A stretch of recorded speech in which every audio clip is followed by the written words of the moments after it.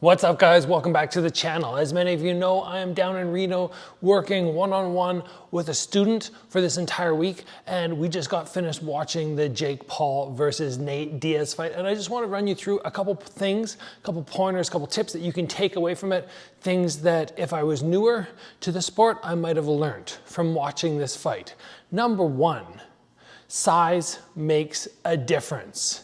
If you did not recognize that already, you do not know as much about fight sports as you think you did. Many people will go, okay, Nate Diaz, walking at 185, weighed in, Jake Paul weighed in at 185, ready to go. But people forget that Nate Diaz used to fight at 155 pounds. He sort of moved between 155 and 170, but didn't have a lot of success at 170 pounds. Really, the success came from 155. Then we have somebody like Jake Paul who walks probably at 210, cuts down, and just is the bigger man. And even with his lack of experience in fight sports, he was still able to use that size, and it's not only going to come in the advantage of hitting power, but your ability to take shots.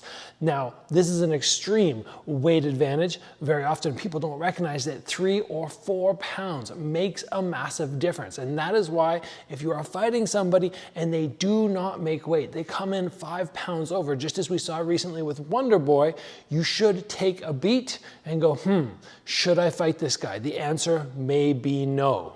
Something else we learned from this fight, in my opinion, is the gloves that we see in MMA versus the gloves we see in boxing make a big difference in the damage you can inflict. We have seen Nate Diaz, granted against smaller fighters, wear down his opponents with that kind of slappy punch style that he has. It does not have a lot of power, but against somebody like Jake Paul who's bigger and in those 10-ounce gloves, all of a sudden this doesn't do much of anything. I don't think there was one big punch in there that I saw Jake Paul take where I went, ooh, that was dangerous. Maybe Nate's gonna start mounting a solid offense. It comes when you sit and you throw serious, proper punches, not ones like this, especially in those 10-ounce gloves. He can get away with it in MMA because they're smaller, and you start lighting people up with those, and it's very unpleasant.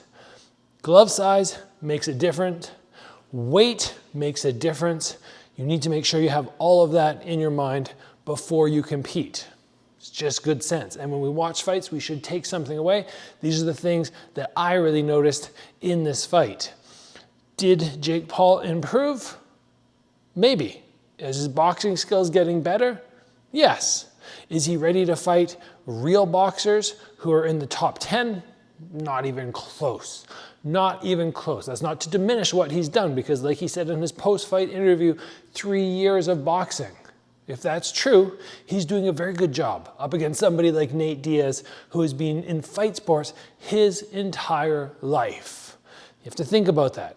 And yes, he's younger, yes, he's bigger, yes, he's stronger, but still a good accomplishment beating somebody who is just an icon in the sport.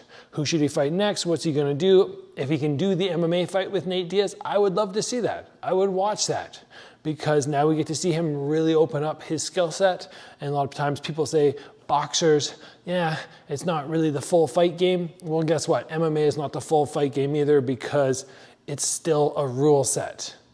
You take an MMA fighter and you put them in a real street fight, all of a sudden you're chopping throats or poking eyes or biting. Yeah, okay, it changes. It's just a different skill set with different rules.